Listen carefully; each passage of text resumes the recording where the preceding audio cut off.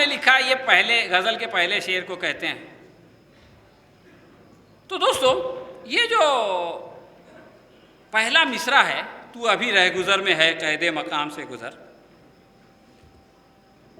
اس کا مطلب یہ ہے کہ یہ جو دنیا کی زندگی ہے یہ ہماری منزل نہیں ہے، یہ ہمارا راستہ ہے، ہم راستے میں ہیں۔ کچھ لوگ اس دنیا کو اپنی منزل سمجھ لیتے ہیں، وہ بہت بڑی غلط فہمی کا شکار ہو جاتے ہیں۔ نبی کریم صلی اللہ علیہ وسلم نے فرمایا کہ دنیا میں تم اس طرح رہو جیسے کوئی مسافر رہتا ہے، یعنی اس دنیا کو اپنا مقصد حیات مت بناؤ، لیکن اسی کے ساتھ ساتھ علامہ اقبال یہ بھی کہتے ہیں،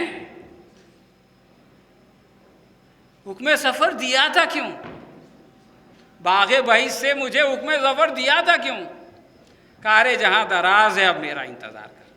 مطلب علامہ اقبال جانتے ہیں کہ یہ میں سفر میں ہوں، یہ منزل نہیں ہے، لیکن اس سفر میں میرے ذمے ایک کام دیا گیا ہے اور میں اس کو پورا کر کے واپس آنا چاہتا ہوں۔ اس لیے اب جب بھیج ہی دیا آپ نے، اللہ میاں کو بول رہے ہیں، تو اب مجھ کو اس کام کو پورا کرنے کا موقع دیجیے اور آپ میرا انتظار کیجیے۔ دیکھیے یہ کتنی، مطلب آپ دیکھیں کہاں جا کے شاعر بات کر رہا ہے۔ اچھا پھر وہ کہتے ہیں اس سفر کی کیفیت کو آپ سمجھیں، میں کہاں رکتا ہوں عرش و فرش کی آواز پر، یہ جو عرش و فرش کی آوازیں آ رہی ہیں، یہ مسائل ہے، وہ مسائل ہے، چھوٹے چار چارانہ مسائل جو کہ ہمارے تمام توانائی کو ڈرین کر رہے ہیں۔ اس کے بارے میں علامہ اقبال کہتے ہیں کہ مجھ کو جانا ہے بہت آگے حد پرواز سے، یعنی اس دنیا میں دین کو قائم کرنا اور اللہ تبارک تعالیٰ کی رضا حاصل کرنا، جنتیں حاصل کرنا، یہ حد پرواز سے آگے کی چیز ہے جہاں میں جانا چاہتا ہوں۔ دیکھیے نبی کریم صلی اللہ علیہ وسلم نے فرمایا کہ دنیا مومن کے لیے قید خانہ ہے اور کافر کے لیے جنت ہے۔ آدمی جب قید خانے میں ہوتا ہے نا تو وہ چاہتا ہے کہ جلدی سے جلدی اس کو رہائی ملے، اور جب اس کو رہائی ملتی ہے نا تو اس کو افسوس نہیں ہوتا کہ یار اتنا اچھا قید خانہ تھا، اتنے اچھے دوست تھے، اتنا اچھا جیلر تھا، اتنا اچھا پنکھا تھا، گھر پہ جاؤں گا تو وہ تو میں جھوپڑ پٹی میں رہتا ہوں، وہاں تو بازو سے نالا بہتا ہے، اس لیے یہیں رہتا تو اچھا تھا، ایسا کوئی نہیں بولتا۔ تو یہ دنیا کے ساتھ مومن کا معاملہ ایسا ہے، اس کو افسوس نہیں ہوتا اس دنیا سے جانے کا۔ وہ تو کافر ہے جو اس دنیا کو اپنی منزل سمجھتا ہے، جب اس کا آخری وقت آتا ہے تو پھر جو ہے وہ پریشان ہو جاتا ہے کہ ارے یہ سب چھن جائے گا، اس لیے کہ یہی سب کچھ تھا۔ اور مومن یہ سمجھتا ہے کہ جو کچھ آگے ہے، دیکھیے علامہ اقبال کہتے ہیں نا، قناعت نہ کر عالم رنگ و بو پر، قناعت نہ کر عالم رنگ و بو پر، چمن اور بھی آسیاں اور بھی ہے۔ تو اصل چمن تو وہ ہے جو اللہ تعالیٰ نے ہمارے لیے بنایا، اس کے اندر ہمارا آسیاں ہے۔ تو اسی پہ جو ہے وہ، اب دیکھیں اس کا ایک اور پہلو ہے، آپ نے سنا ہوگا ایک کمپلیسنٹ ہو جاتا ہے کہ ہم جو ہے وہ 1000 لوگوں کو ممبر بنا دیں گے، تو ہم نے 1200 لوگوں کو بنا دیا، اب ہم نے بہت کام کر لیا۔ جب یہ کیفیت پیدا ہوتی ہے تو آدمی جو ہے وہ اس جمود آتا ہے تحریک میں، تو یہ کیفیت بھی نہیں ہونی چاہیے۔ ہم ابھی رہ گزر میں ہیں، ہم کمپلیسنٹ نہیں ہو سکتے، اس لیے کہ یہ جو دنیا ہے یہ ہے سکون محال ہے قدرت کے کارخانے میں، یہاں ٹھہر نہیں سکتے آپ۔ سکون کا مطلب وہ نہیں کہ دل کا سکون، سکون کا مطلب حرکت کی ضد سکون۔ حیات ایک تغیر کو ہے زمانے میں، آپ تبدیل ہو رہے ہیں اور زمانہ تبدیل ہو رہا ہے۔ اگر آپ کی تبدیلی زمانے کی تبدیلی سے تیز ہے تو آپ زمانے سے آگے نکلیں گے، اور اگر آپ کی تبدیلی زمانے کی تبدیلی سے دھیمی ہے تو اپنی تبدیلی کے باوجود آپ پیچھے رہ جائیں گے۔ صرف تبدیلی کافی نہیں ہے، صرف آپ تبدیل نہیں ہو رہے ہیں، صرف آپ آگے نہیں بڑھ رہے ہیں، بلکہ پورا زمانہ آگے بڑھ رہا ہے۔ یہ جو علامہ اقبال کہتے ہیں نا کہ یہ تغیر دما دم آ رہی ہے صدائے کن فیکون۔ تو دوستو ہم کو جو ہے نا وہ آگے بڑھنا ہے، اور اس رفتار سے آگے بڑھنا ہے کہ جو دوسروں کی رفتار سے زیادہ ہے۔ تو اس کے لیے ضروری ہے کہ ہمارے اندر کبھی بھی کمپلیسنسی نہ آئے، ہم کو کبھی یہ نہیں لگے کہ ہاں بہت کام ہو گیا۔ علامہ اقبال فرماتے ہیں تو شاہی پرواز ہے کام تارا، تیرے سامنے آسماں اور بھی ہیں، یعنی ایک ہدف کو حاصل کیا تو اس سے بڑا اور اس سے اونچا ہدف، اس ہدف کو حاصل کیا تو اس سے بڑا اور اس سے اونچا ہدف۔ تو یہ بھی جو ہے اس شعر میں ہے۔ اور پھر آپ لوگوں کے لیے علامہ اقبال کہتے ہیں کہ ہے شباب اپنے لہو کی آگ میں جلنے کا نام۔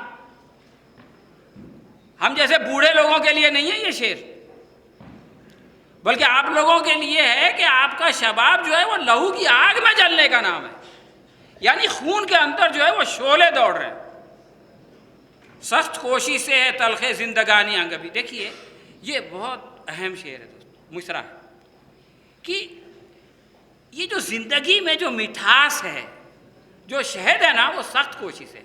عام طور سے جب آدمی سخت کوشی سے بھاگتا ہے تو پھر وہ جب تحریک سخت کوشی سے بھاگتی ہے، آرام پسند ہو جاتی ہے افراد اور تحریک دونوں، تو کیا ہوتا ہے کہ پھر اس کی زندگی میں کڑواہٹ آ جاتی ہے، اور آج آرام پسندی اس کی وجہ سے، اور سخت کوشش جب ہوتی ہے تو پھر اس کی زندگی میں مٹھاس ہوتی ہے۔ دیکھتے آپ جب محنت کرتے ہیں، جدوجہد کرتے ہیں، قربانی دیتے ہیں، اور اس کے بعد جو ہے وہ کوئی کامیابی ملتی ہے تو وہ کامیابی آپ کو میٹھی لگتی ہے، اور بغیر محنت کے جو کامیابی مل جاتی ہے نا، اس کے اندر کوئی مٹھاس نہیں پائی جاتی۔ You don't enjoy that success.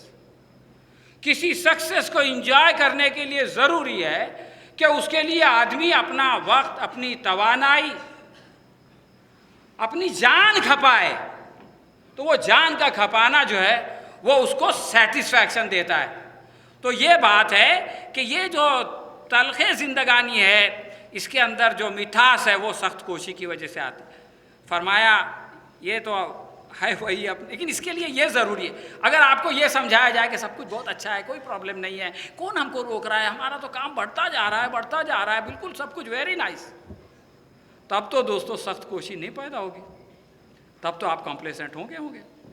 لیکن علامہ اقبال کہتے ہیں ہے وہی اپنے زمانے کا امام برحق جو تجھے حاضر و موجود سے بیزار کرے۔ یہ جو باطل نظام دندناتا پھر رہا ہے، لوگوں کے سروں پہ سوار ہے، لوگوں کا استحصال کر رہا ہے، جب تک کہ اس سے آپ بیزار نہیں ہوں گے اس وقت تک اس کو بدلنے کی کوشش کیسے کریں گے؟ لیکن جب ہم اس بیزاری کے چیپٹر کو تھوڑا نرم کر دیتے ہیں تو پھر وہ تمام خرابیوں کا جو ہے وہ دروازہ کھل جاتا ہے جو آج ہمارے اندر پائی جاتی ہیں۔ اگلا مصرع، مصر و حجاز سے گزر پارس و شام سے گزر۔ دیکھیے یہ مصر اور یہ حجاز اور یہ پارس یعنی ایران اور شام، یہ وہ جگہ جو کہ مسلمانوں کے قبضے میں آ گئی ہے نا، مسلمانوں اکثریت میں حکومتیں۔ تو علامہ اقبال کہتے ہیں کہ بس یہ بھی کمپلیسنسی والی بات ہے کہ بس ہم نے اتنا بڑا حصہ کنٹرول کر لیا کافی ہے، لا، بلکہ ہم جو ہے وہ ان ممالک تک اپنے آپ کو، ہم لوگ بار بار بولتے ہیں ہمارا کام ہے ہندوستان میں دعوت دینا۔ ارے بھائی ہندوستان کیا ہے؟ آپ اتفاق سے ہندوستان میں، اس لیے ہندوستان میں دعوت دینا، آپ انگلستان میں چلے جائیں گے تو نہیں دیں گے کیا دعوت؟ ہمارا کام ہے دین کو قائم کرنا۔ ارے بھائی جہاں آپ رہیں گے وہاں دین کو قائم کریں گے، ہندوستان ہے، مطلب یہ ہمارے یہ جو نیشن کا تصور ہے۔ علامہ اقبال بولتے ہیں کہ اس سے آگے نکل بھائی، یہ ساری انسانیت اللہ کا کنبہ ہے کہ مخلوق ساری ہے کنبہ خدا کا۔ یہ پہلا سبق ہے، یعنی KG میں اگر ہم یہ سبق کو بھول گئے اس کا مطلب ہے کہ ہم پہلا سبق بھول گئے۔ اور پھر یہ کہتے ہیں وہ جو ہمارے ذہنوں پہ یہ جو اس دور کا بہت بڑا فتنہ ہے جو ہمارے اعصاب پہ سوار ہے، اس سے نکالنے کے لیے کہتے ہیں کہ نرالا سارے جہاں سے اس کو عرب کے معمار نے بنایا، بنا ہمارے حصار امت کی اتحاد وطن نہیں ہے۔ اس کی بنیاد پہ یہ امت نہیں کھڑی ہوئی ہے کہ یہ فلاں وطن میں رہتی ہے، فلاں ملک میں رہتی ہے۔ ہماری امت کی بنیاد جو ہے وہ ہمارا دین ہے، اور یہ دین جو ہے وہ کسی سرحدوں سے قید نہیں ہے۔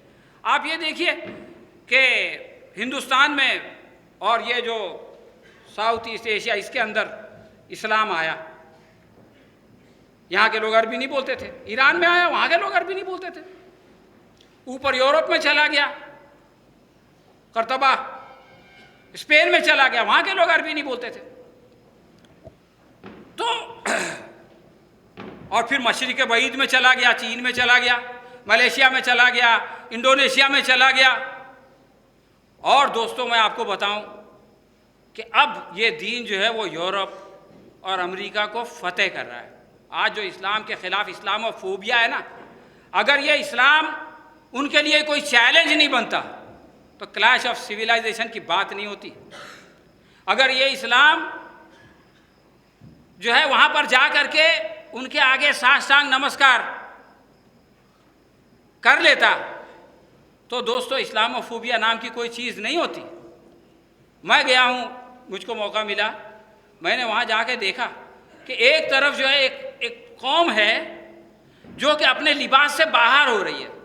مرد ہماری طرح لباس پہنتے ہیں، ہم سے بھی زیادہ پہنتے ہیں، لیکن خواتین کا لباس ایسا لگتا ہے کہ پہننا ہی نہیں چاہتی۔ اور اس کے مقابلے مسلمان ہیں جو اپنے ملکوں سے وہاں گئے، اور وہ خواتین جو اپنے ملکوں میں پردہ نہیں کرتی تھی، حجاب نہیں کرتی تھی، وہ وہاں جا کر کے حجاب کرنے لگے۔ پریشان ہیں وہ لوگ کہ یہ کیا ہے، یہ کیا مصیبت کی چیز ہے، یہ اس کو بدنام کرنے کے لیے ہم نے کیا نہیں کیا، ان کو ہم نے احساس کمتری کا شکار کرنے کے لیے کیا نہیں کیا، لیکن اس کے باوجود یہ لوگ ایسرٹ کر رہے ہیں۔ تو دوستو یہ جو دین ہے نا، یہ کوئی سرحدوں پہ قید نہیں ہوتا ہے۔ دیکھیے نبی کریم صلی اللہ علیہ وسلم نے فرمایا،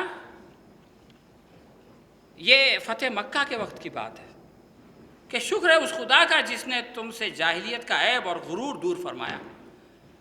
جاہلیت کا عیب اور غرور کیا تھا؟ ہم ہاشمی ہیں، باقی ہم سب سے سپیریئر ہیں، اور باقی سب عرب جو آس پاس میں قبائل ہیں وہ ہم سے انفیریئر ہیں۔ تو نبی کریم صلی اللہ علیہ وسلم اللہ کا شکر ادا کرتے ہیں۔ یہ جاہلیت تھی، اپنے آپ کو دوسروں سے سپیریئر سمجھنا اور دوسروں کو اپنے سے انفیریئر سمجھنا، نسل کی بنیاد پر، قبیلے کی بنیاد پر۔ فرمایا لوگوں، انسان صرف دو قسم کے ہیں، ایک نیک پرہیزگار اور اللہ کی نگاہ میں عزت والے، اور دوسرا فاجر بدبخت جو اللہ کی نگاہ میں ذلیل ہو۔ اس کا تعلق کسی ملک سے ہو، اس کا تعلق کسی نسل سے ہو، وہ کوئی زبان بولتا ہو، اس کی جلد کا کوئی بھی رنگ ہو، اس سے کوئی فرق نہیں پڑتا ہے۔ تمام انسان آدم کی اولاد ہیں۔ نبی کریم صلی اللہ علیہ وسلم فرمایا آدم کو اللہ نے مٹی سے بنایا۔ تو یہ جو تفریق ہے، ہم ہندوستانی ہیں، ہماری 5000 سال پرانی تہذیب ہے، ہم سب سے سپیریئر ہیں، سب سے انٹیلیجنٹ لوگ ہمارے پاس بیٹھے ہوئے ہیں۔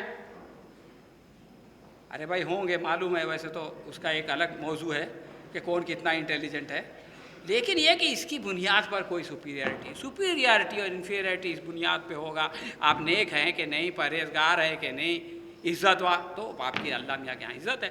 اور اگر آپ فاجر ہے، بدبخت ہے، رشوت خور ہے، بڑے IAS آفیسر بن گئے، ہمارے یہاں بڑی پریشانی ہوتی ہے، IAS آفیسر نہیں بنتے، IAS آفیسر بن جائیے آپ اور بڑی بڑی رشوت لیجیے، بہت نام روشن ہو جائے گا ملت کا بھی اور آپ کا بھی۔ تو دوستو یہ مصر و حجاز سے گزرنے والی بات وہاں تک بھی جاتی ہے کہ علامہ اقبال کہتے ہیں کہ ان تازہ خداؤں میں بڑا سب سے وطن ہے، جو پیرین اس کا ہے وہ مذہب کا کفن۔ دوستو آج ملت کا جو سب سے بڑا مسئلہ ہے فلسطین کا، کیوں نہیں حل ہو رہا؟ جو مسلمان ممالک ہیں ان کے نزدیک اپنا قومی مفاد اور اپنا ذاتی مفاد امت کے اس عظیم مفاد سے زیادہ اہم ہے، اور اس میں جتنا سعودی عرب ہے اتنا ایران ہے۔ جب ان لوگوں نے اپنے قومی اور ذاتی مفاد کو، ذاتی اقتدار کو اہمیت دینا شروع کر دیا، فلسطین کا مسئلہ لٹک گیا، کیونکہ ہر ایک کا قومی مفاد الگ ہے اور یہ چیز لوگوں کو بانٹ رہی ہے۔ اگر یہ قومی مفاد سے اوپر اٹھ جائے تو یہ پوری مسلم دنیا ایک ہو جائے گی، اس کے بعد اسرائیل اور یورپ کے لیے مشکل ہو جائے گا ان کا مقابلہ کرنا۔ لیکن جب ہمارے نزدیک قومی مفاد کی اہمیت زیادہ ہو جائے دینی مفاد کے مقابلے، تو پھر وہ ہوتا ہے جو آج ہو رہا ہے۔ خیر لمبا ہو گیا اس پہلے شعر کا مطلب، اصل میں ان لوگوں نے 5 شعر نہیں رکھا ہوتا تو یہی شعر پہ اپنا 1 گھنٹہ ٹائم پاس ہو جاتا تھا انشاءاللہ، لیکن یہ کہ اب جتنا ٹائم بچا ہے اس کے اندر کوشش۔ اگلا شعر ہے دوستو، جس کا عمل ہے بے غرض اس کی جزا کچھ اور ہے.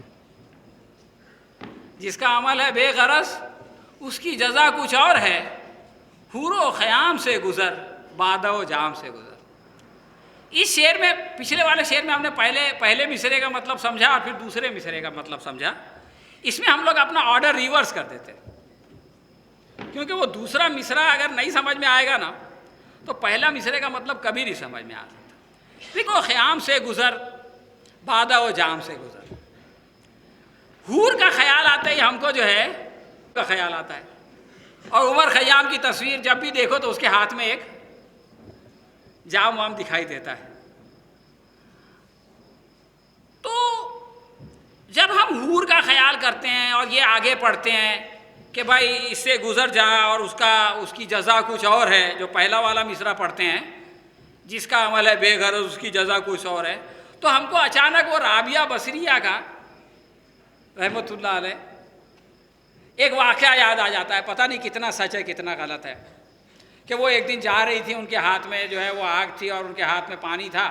تو لوگوں نے پوچھا کہاں جا رہی ہو بھائی، کیا کرنے جا رہی ہو؟ تو بولے میں جا رہی ہوں اور یہ پانی سے میں جہنم کو بجھا دوں گی، ٹھنڈا کر دوں گی، اور یہ آگ سے جنت کو جلا دوں گی، اور اس کے بعد پتہ چلے گا کہ صاحب کون اللہ کی عبادت کرتا ہے. تو ہم کو ایسا لگتا ہے کہ جب یہ بے غرض اس کی جزا کچھ اور ہے تو یہ ان لوگوں کی بات ہے.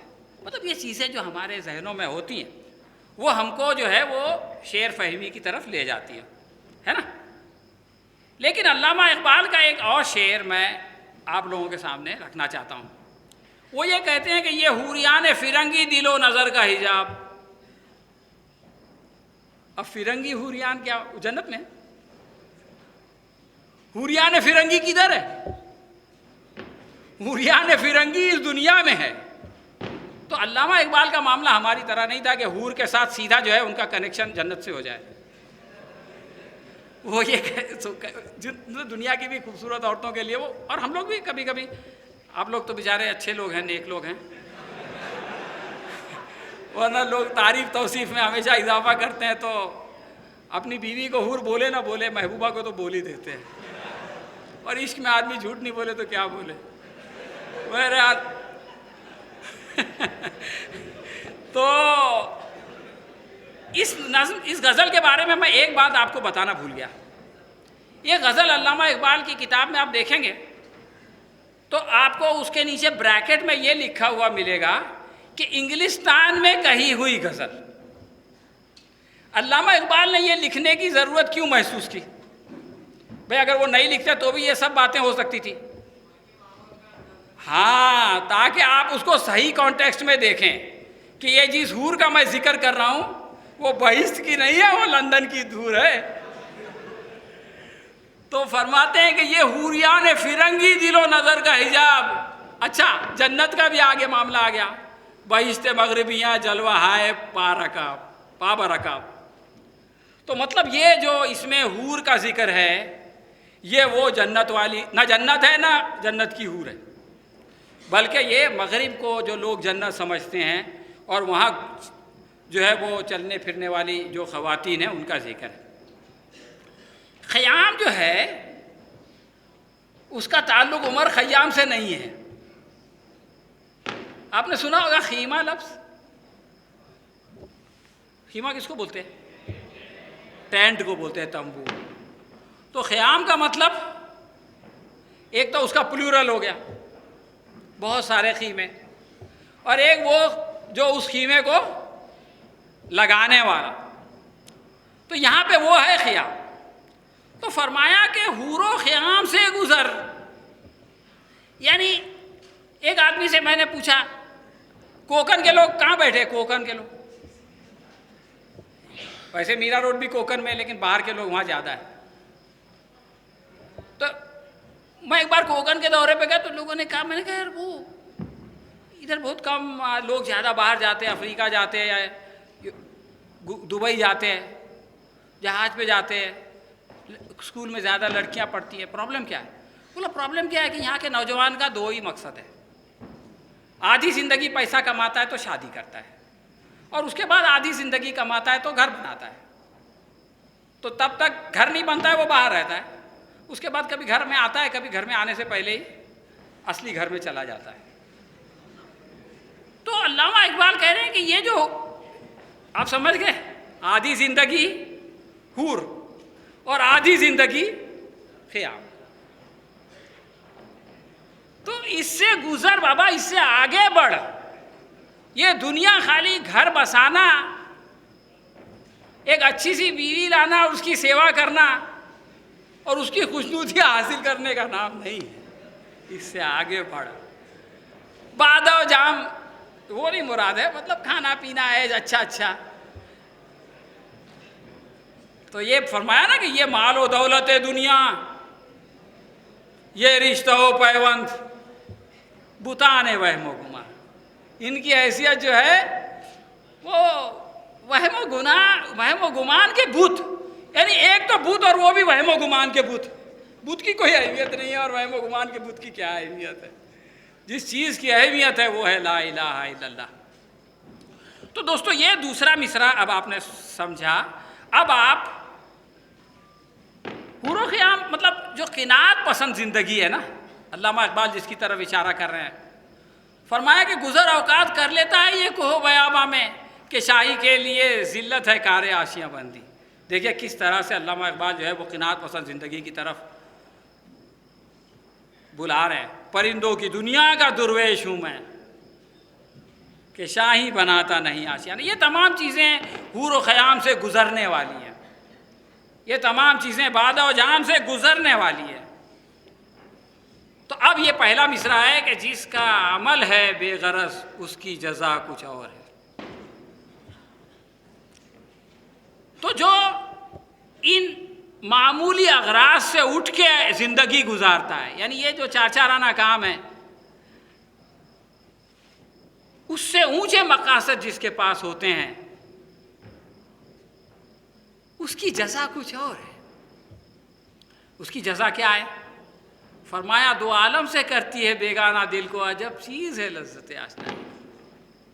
یہ اتنی بڑی بات ہے دوستو، یعنی اللہ تعالیٰ کی معرفت جس نے حاصل کر لی، پہچان لیا جس نے کہ وہ رب کیسا ہے، وہ کتنی محبت کرتا ہے مجھ سے۔ دوستو آپ اس کو محسوس کیجئے کہ انسان جب اللہ تبارک تعالیٰ کے ساتھ محبت کا رشتہ استوار کر لیتا ہے تو پھر یہ دنیا اس کے لیے کسی اہمیت کے حامل رہتی۔ فرمایا دو عالم سے کرتی ہے بیگانہ، یہ بیگانہ ہو جاتا ہے، وہ اس دنیا کی عیش و عشرت، اس دنیا کی محبت سے بیگانہ ہو جاتا ہے۔ تو اس میں تو خالی بیگانگی کی بات ہے نا،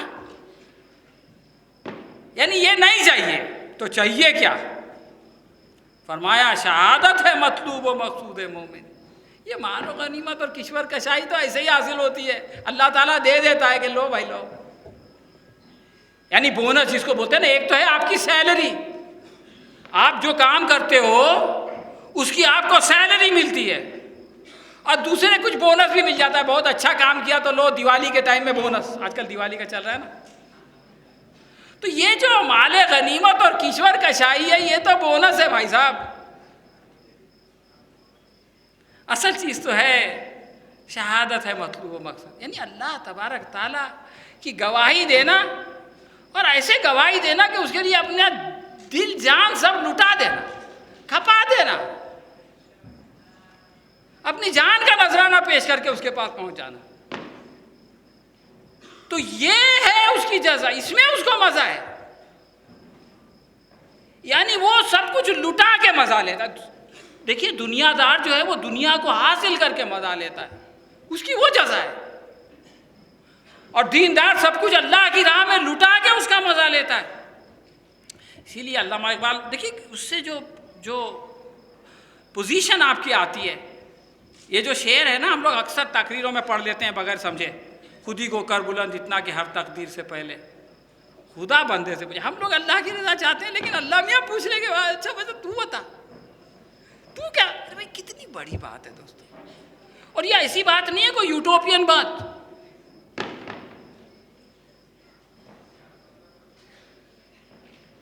یہ یوٹوپین بات نہیں ہے دوستو۔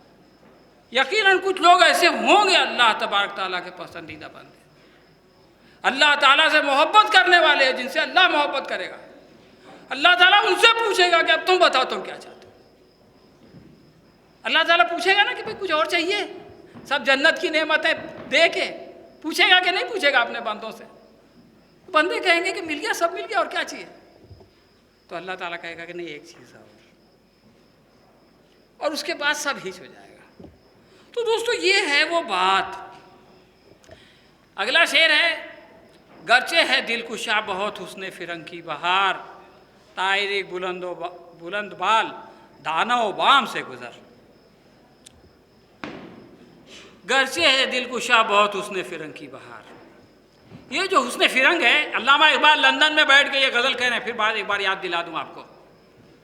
تو وہ کہتے ہیں کہ یہ جو میخانہ ہے یورپ کا، اس کا معاملہ کیا ہے؟ لاتے ہیں سرور اول، دیتے ہیں شراب آخر. تو یہ جو دل کشا ہے، دلکش اچھا لگنے والا، اس لیے ہے کہ وہ پہلے سرور دیتے ہیں اور پھر شراب لاتے ہیں. دیکھیے علامہ اقبال یورپ گئے اور انہوں نے یورپ کو دیکھا نزدیک سے. تو اپنے ایک فارسی شعر میں، اپنا ٹائم بہت کم ہے تو میں ڈائریکٹ ترجمے پہ چلا جاتا ہوں. وہ فرماتے ہیں کہ میں نے مغرب کے میخانے سے شراب پی، یعنی وہ شراب نہیں جو ہم سمجھتے ہیں. عربی میں ویسے بھی شراب جو ہے وہ مشروب کو کہتے ہیں. کوکا کولا کی بوتل پہ بھی شراب لکھا رہتا ہے اور جوس کی بوتل پہ بھی شراب لکھا رہتا ہے. خمر کہتے ہیں وہ لوگ وہ شراب کو جو ہم جس کو شراب کہتے ہیں. تو اس معنی میں مجھے اپنی جان کی قسم میں نے درد سر مول لے لیا. درد سر خریدم، یعنی میں نے خرید لیا. میں یورپ کے فلسفیوں اور مدبروں کے ساتھ بیٹھا. میں نے اس سے بڑھ کر بے سوز اور بے کیف دن نہیں دیکھے. یعنی ایک طرف تو ان کا ظاہر ہے جو بہت ہی دل فریب ہے، اور دوسری طرف ان کا باطن ہے کہ جس کے بارے میں علامہ اقبال فرماتے ہیں کہ میں نے ایک درد سر مول لیا ان کے درمیان بیٹھ کے، ان کے مدبروں کے درمیان بیٹھ کے، ان کے فلسفیوں کے درمیان بیٹھ کے. اور بے سوز اور بے کیف زندگی میں نے اس سے زیادہ بے سوز اور بے کیف زندگی میں نے نہیں گزاری. اب یہ جو اگلا مصرع ہے، طارق بلند بال دانا و بام سے گزر، یعنی یہ جو یورپ ہے، یہ جو ان کے نظریات ہیں، ان کے اندر دو چیزیں، ایک ہے دانا اور دوسرا ہے دام. دانا کا مطلب ہم کیا سمجھتے ہیں؟ وہ دانا ڈھونڈتا ہوں، ڈھونڈتے ہیں. تو وہ دانا جو ہے وہ دانا نہیں ہے جو ہم لوگ بازار سے خرید کے لاتے ہیں. اور دام کا مطلب ہی ہم لوگ یہ سمجھتے ہیں کہ مول بھاؤ. ایسا نہیں ہے دوستو. دام یعنی جال، اور دانا یعنی رزق. کیا میں نے اس خاکدان سے کنارہ جہاں رزق کا نام ہے آب و دانا. رزق کا نام ہے آب و دانا. تو یہاں جو دانا لفظ ہے نا وہ یہ ہے، اور یہاں جو دام ہے اسی اقبال کی میں جستجو کرتا رہا برسوں. بڑی مدت کے بعد آخر وہ شاہی زیر دام آیا. تو یہ زیر دام آیا یعنی بڑی مدت کے بعد وہ میرے جال میں آیا. تو علامہ اقبال کہتے ہیں صاحب کہ تو اونچا اڑنے والا پرندہ ہے.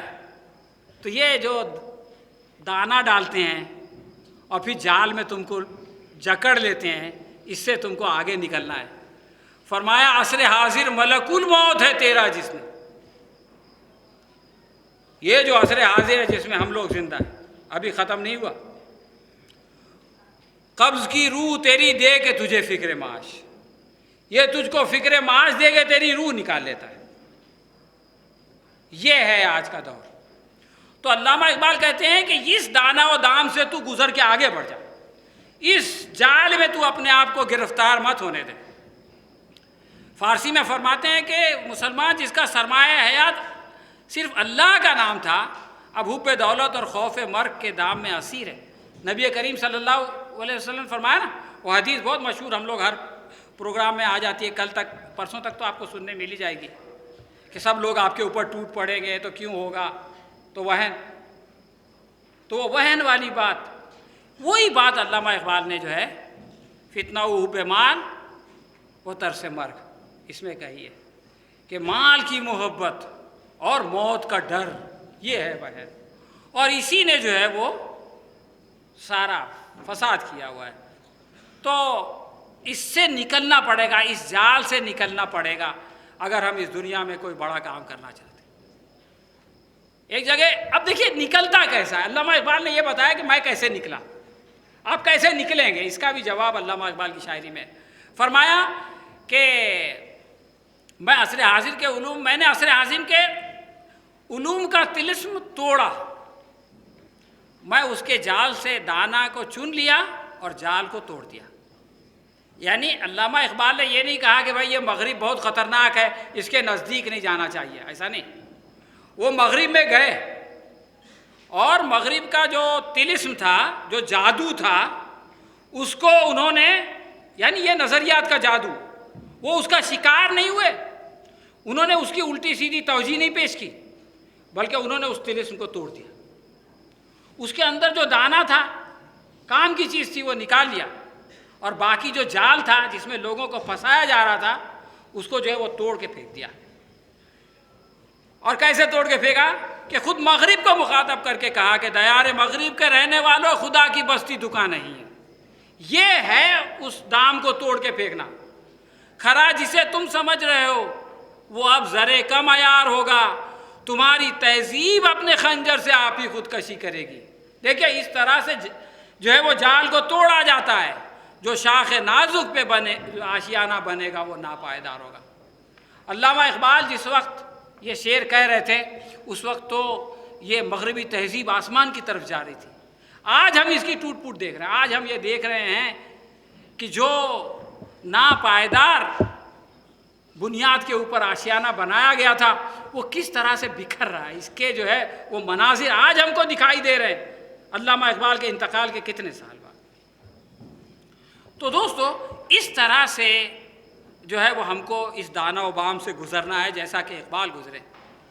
فرمایا کوئے شگاف تیری ضرب تجھ سے کشاد شرق و غرب، کوئے شگاف تیری ضرب تجھ سے کشاد شرق و غرب، تیغ ہلال کی طرح ایسے نیام سے گزر۔ یہ بات وہی پہلے والی بات کمپلیسنسی کی طرف جا رہی ہے واپس۔ دیکھیے علامہ اقبال کا معاملہ یہ تھا کہ انہوں نے ایک ضرورت کے تحت مغرب کی تنقید کی۔ مطلب گوئٹے ایک بہت بڑا فلسفی تھا اور اس نے مولانا روم کا بہت مطالعہ کیا، یعنی مشرق کی بازیافت کی، اور اس نے مشرق کی بازیافت، یہ کچھ محققین کی رائے ہے، میں کوئی ماہر اقبالیات نہیں ہوں، آپ کو کاپی پیسٹ بتا رہا ہوں، کہ گوئٹے نے یہ ثابت کیا کہ ٹھیک ہے مشرق نے بہت کچھ کیا لیکن یہ کہ وہ مغرب سے انفیریئر ہے، تو اس نے پیام مغرب نام کی کتاب لکھی۔ علامہ اقبال نے اس کے جواب میں پیام مشرق نام کی، یہ جو ان کی کتاب ہے شاید، جس میں تو لوگوں نے کہا یار آپ نے انہی کی دھلائی کی، انہی کے خلاف لکھا، تو آپ تو مطلب یہ کہ جیسے لوگ ہوتے ہیں کہ کچھ لوگ اپنے وطن پر اپنے وطن کی ہر چیز اچھی، دوسروں کی ہر چیز خراب، یا اپنے مشرق کی ہر چیز اچھی، مغرب کی ہر چیز خراب۔ تو علامہ اقبال اس طرح کے نہیں تھے، تو انہوں نے جب دوسرا ایڈیشن چھپا پیام مشرق کا، تو اس کے نیچے قرآن مجید کی آیت لکھ دی وَلِلَّهِ الْمَشْرِقُ وَالْمَغْرِبُ، یعنی مشرق و مغرب دونوں اللہ کے، مطلب میرا کسی کے ساتھ، مشرق کے ساتھ یا مغرب کے ساتھ کوئی ایفیلیشن نہیں ہے۔ فرمایا یہ پورب یہ پچھم چکوروں کی دنیا، میرا نیلگوں آسماں بے کرانہ، میں پورب اور پچھم کے چکر میں نہیں پڑتا، یہ آسمان جو ہے نہ پورب ہے نہ پچھم ہے، یہ تو پورے پہ چھایا ہوا ہے، تو میں جو ہے اس آسمان کی سیر کرتا ہوں۔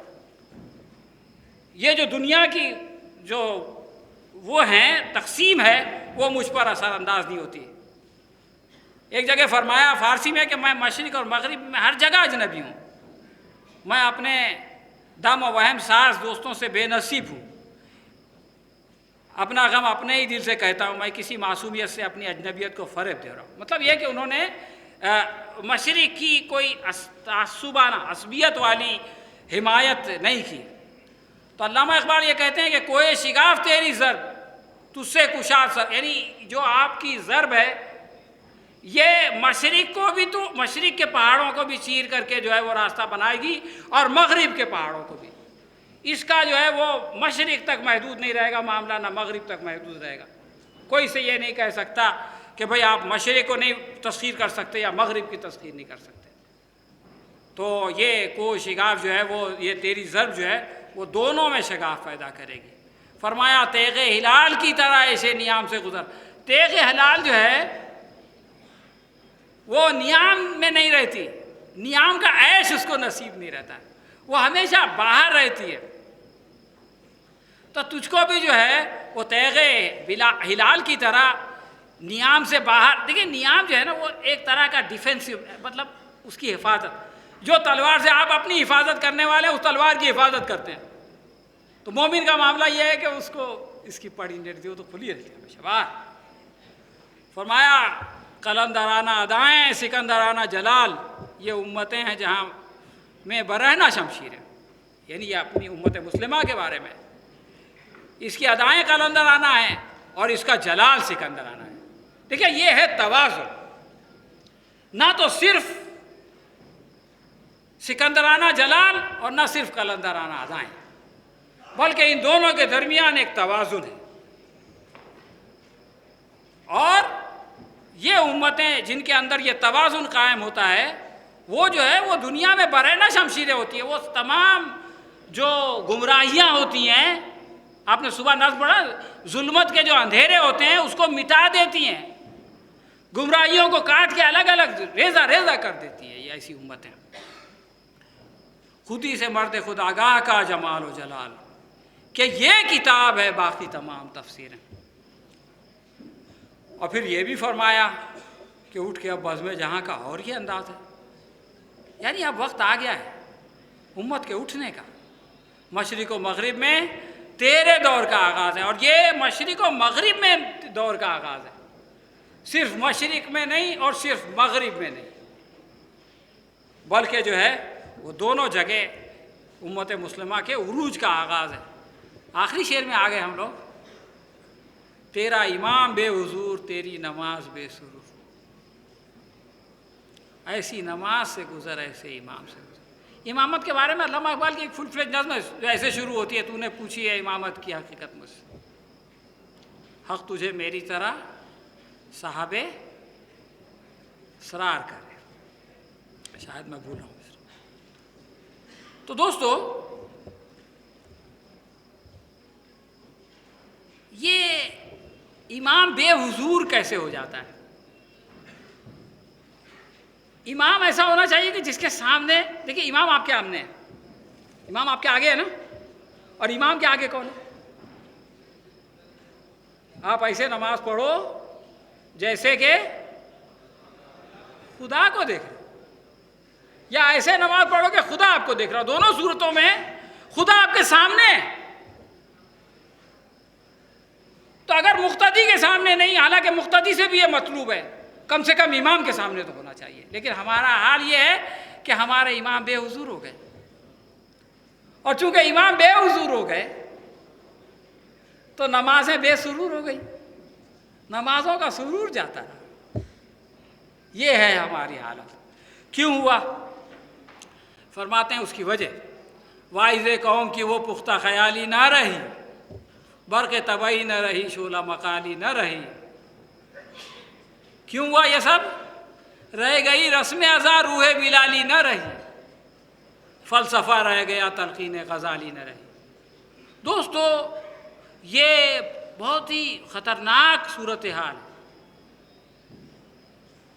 ہم لوگ باہر کے لوگوں کے بارے میں سوچتے ہیں کہ ان کے ساتھ ایسا ہو گیا، ان کے ساتھ ایسا ہو گیا۔ لوگوں کے لیے دوسروں کو دیکھنا بہت آسان ہے، آنکھیں سامنے فوکس کرتی ہیں نا، اپنے گریبان میں جھانک کے دیکھنا بہت مشکل ہوتا ہے۔ ہمارے ساتھ بھی ایسا ہوتا ہے۔ ہماری کتابوں میں جو باتیں ہیں، ہمارے لٹریچر میں جو باتیں ہیں، اس میں سے کتنی باتیں ہماری اجتماعیت میں زندہ اور تابندہ دکھائی دیتی ہیں، اور کتنی باتیں کھو جاتی ہیں صرف کتاب میں، صرف تقریر میں اس کا ذکر آتا ہے، صرف درس میں اس کا ذکر آتا ہے، لیکن جب عمل کا وقت آتا ہے، جب کوئی اقدام کرنے کا وقت آتا ہے تو وہ باتیں غائب ہو جاتی ہیں۔ کیوں؟ اس لیے کہ رہ گئی رسم ازاں، نظم ضبط سسٹم سب کچھ پرفیکٹ ہے، لیکن روح بلالی، تو جب تک کہ روح بلالی نہیں رہے گی اس وقت تک رسم ازاں ہمارے کام نہیں آ سکتی۔ اور اگر اس روح بلالی کے بغیر ہمارا امام جو ہے وہ بے حضور ہو جاتا ہے، اس روح بلالی کے بغیر ہماری نماز جو ہے وہ بے سرور ہو جاتی ہے دوستو۔ اسی لیے علامہ اقبال کہتے ہیں کہ مسجد مرثیہ کہاں ہے کہ نماز ہی نہ رہے، یعنی وہ صاحب اوصاف حجازی نہ رہے۔ دوستو یہ جو امام سے گزرنے والی بات ہے، ایسی نماز سے گزر، ایسے امام سے گزر، وہ ایسا امام کون ہے؟ اقبال اس کے بارے میں کہتے ہیں کہ ملا کو جو ہے ہند میں سجدے کی اجازت، نادان سمجھتا ہے کہ اسلام ہے آزاد۔ اب اگر اتنا نادان امام ہو کہ وہ صرف سجدے کی اجازت، یہ سجدہ بہت ہی بامعنی لفظ ہے دوستو اس شعر میں۔ کس کو سجدے کی اجازت؟ کتنی سجدے کی اجازت؟ کیسی سجدے کی اجازت؟ کچھ نہیں کہا، بس یہ کہہ دیا کہ ملا کو جو ہے ہند میں سجدے کی اجازت۔ نادان، یہ نادان لفظ تو کمال لفظ ہے یار، کمال، یعنی اس میں انسلٹ بھی نہیں ہے، لیکن یہ کہ اس کی نادانی کا تو ذکر کر دیا۔ تو فرض کیا ہم کو یہ کرنے کا موقع ہے، ہم کو وہ کرنے کا موقع ہے، ہم لوگ اکثر بولتے ہیں، یقیناً مواقع کو دیکھنا چاہیے، اس کو ایکسپلور کرنا چاہیے، لیکن یہ سوچنا کہ اب کوئی مسئلہ ہی نہیں ہے، اسلام آزاد ہے صاحب، تو پھر یہ ہماری نادانی ہے۔ اور جب یہ نادانی آتی ہے، کیوں گزرنے کی بات کہتے ہیں علامہ اقبال، تو کیا شروع ہو جاتا ہے پتہ ہے آپ کو؟ علامہ اقبال کہتے ہیں شکایت ہے مجھے یارب خدا بندان مکتب سے۔ یہ جب نادانی آتی ہے تو وہ یہ کرتے ہیں کہ سبق شاہی بچوں کو دے رہے ہیں خاک بازی کا۔ یہ جو آپ لوگ ہیں شاہین بچے، ان کو جو ہے خاک بازی کا سبق دیا جانے لگتا ہے، اڑنے کے بجائے، آسمان کی بلندیوں پہ اڑنے کے بجائے زمین پہ رینگنے کی تلقین کی جاتی ہے۔ تو علامہ اقبال کہتے ہیں کہ اگر یہ صورتحال پیدا ہو جائے، ان کو شکایت ہو جاتی ہے ان خدا بندان مکتب سے، تو وہ کہتے ہیں کہ ایسے امام سے گزر، ختم ہو رہا ہے، نو پرابلم۔ اب ویسے امام سے 5 منٹ مل گیا، فائدہ ہوتا ہے، واپس کر دیتا تو 5 منٹ نہیں ملتا۔ دیکھیں علامہ اقبال جو ہے نا، وہ صرف یہ نہیں بتاتے ہیں کہ یہ غلط ہے اس کو چھوڑ، بلکہ یہ بھی بتاتے ہیں کہ کیا صحیح ہے اس کو پکڑ۔ تو وہ جو شعر میں نے پہلے پڑھا تھا، وہ نظم ہی میں آپ کو سنا دیتا ہوں کہ موت کے آئینے میں تجھ کو دکھا کر رخ دوست۔ دیکھیں یہ رخ دوست کی کیا بات ہے، کون ہے یہ رخ دوست؟ یعنی آپ کو تو وہ امام چاہیے جو آپ کو رخ دوست دکھائے، اللہ میاں کی طرف متوجہ کرے آپ کو۔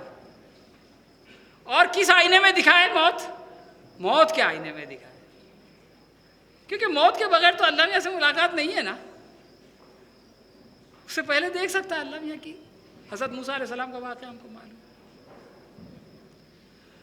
تو فرمایا کہ وہ جو ہے وہ موت کے آئینے میں تجھ کو رخ دوست دکھاتا ہے۔ ابھی جو صبح آپ نے واقعات سنے عظیمت والے، کون سی چیز ہے جس نے کہ ان کو اس عظیمت کے درجے پہ فائز کر دیا؟ ان کا پیر متزلزل نہیں ہوا، وہ اپنی موت کے آئینے میں رخ دوست دیکھ رہے تھے، اور پھر ان کے لیے جو ہے وہ موت دشوار نہیں تھی، جو موت کے آئینے میں رخ دوست دیکھتا ہے اس کے لیے زندگی دشوار ہو جاتی ہے دوست۔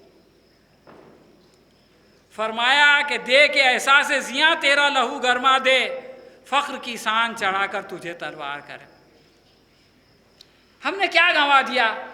سچر کمیٹی کی رپورٹ، سچر کمیٹی کی رپورٹ میرے بس میں ہو تو میں اس پہ پابندی لگا دوں۔ اصحاب ہے، کبھی کبھی تو مجھ کو ایسا لگتا ہے کہ شاید ہندوؤں کو خوش کرنے کے لیے کانگریس نے وہ رپورٹ بنا دی کہ دیکھو ہم نے مسلمانوں کو کہاں تک پہنچا دیا، اب کیا بی جے پی یہ کرے گی؟ گمان کی بات ہے۔ ہم نے وہ نہیں گنوایا جو کہ جس کا ذکر سچر کمیٹی میں ہے، اور ہم اس کو حاصل کر لیں گے تو کچھ بہت نہیں حاصل کر سکیں گے دوستو۔ جو چیز ہم نے گنوائی ہے، وہ جو دین غالب تھا وہ دین مغلوب ہو گیا، وہ دین جو نافذ تھا وہ دین ہماری زندگی میں اس پہ چلنا ہمارے لیے مشکل ہو گیا۔ جس کی طرف لوگ اٹریکٹ ہو رہے تھے اس کی طرف سے لوگ ریپیل ہو رہے ہیں۔ تو فرمایا کہ دے کے احساس زیاں، وہ احساس زیاں دل میں پیدا کر کے فخر کی شان چڑھا کر تجھے تلوار کا۔ اگر فخر کی نہیں ہے تو پھر وہ تلوار، وہ دھار ہے ہماری تلوار کی، بے نیازی، دنیا کی محبت کا اگر خاتمہ نہ ہو تو دوستو اس تلوار پہ دھار نہیں آتی ہے۔ آخری بات جو آج کل کے حالات پہ تو ایسی فٹ ہے کہ علامہ اقبال کے زمانے میں نہیں تھی۔ فتنہ ملت بیضا ہے امامت اس کی، جو مسلمان کو سلاطین کا پرستار کرے۔ ایک زمانے میں جو ہے وہ مسلمان سلاطین بہت سارے دین کے اچھے اچھے کام کرتے دکھتے تھے، اور کوئی اگر یہ کہتا تھا کہ یہ اسلام کے خلاف ہے تو لوگ اس کا گلا پکڑتے تھے، بولے مولانا مودودی ایسے کیوں بولتے، سید قطب ایسا کیوں بولتے۔ لیکن اب لوگوں نے ان کا صحیح شکل دیکھ لیا، اور جو لوگ یہ کام کر رہے ہیں ان کے بارے میں علامہ اقبال کئی سال پہلے کہہ کے چلے گئے کہ فتنہ ملت بیضا ہے امامت اس کی، جو مسلمان کو سلاطین کا پرستار کرے۔ آخری بات دوستو آپ لوگوں سے یہ کہنی ہے کہ نہ ہو نا امید، نہ امیدی زوال علم و عرفان، امید مرد مومن ہے خدا کے رازداروں میں۔ یہ آپ لوگوں کے لیے دو اشعار ہیں جو کہ اس غزل میں نہیں ہے، لیکن میں اس پر اپنی بات ختم کرتا ہوں کہ میں جو ہے وہ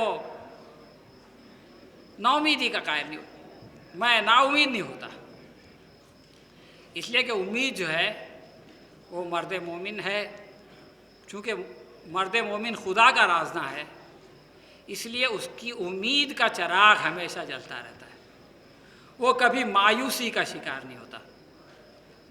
اور آخری شعر آپ لوگوں نے کئی بار سنا ہوگا، عقابی روح جب بیدار ہوتی ہے جوانوں میں، نظر آتی ہے ان کو اپنی منزل آسمانوں میں۔ دوستو یہ نظم جو ہے وہ اسی روح کو بیدار کرنے کے لیے، اور شاید یہی سوچ کے آپ کے ذمہ داروں نے اس کو رکھا کہ عقابی روح آپ کے اندر بیدار ہو جائے، اور جب یہ بیدار ہو جائے تو پھر آپ کو اپنی منزل جو ہے وہ آسمانوں میں نظر آئے۔ اللہ تعالیٰ سے دعا ہے کہ اللہ تبارک تعالیٰ اس روح کو ہمارے اندر بیدار کرے، اور ہم لوگوں کو اپنی راہ میں جد و جہد کرنے کی توفیق عطا فرمائے، اور اس جد و جہد کو اور اس کوشش کو اور اس محنت کو اللہ تبارک تعالیٰ قبول فرمائے۔ ربنا تقبل منا انک انت السمیع العلیم وتب علینا انک انت التواب الرحیم، وآخر دعوانا ان الحمد للہ رب العالمین۔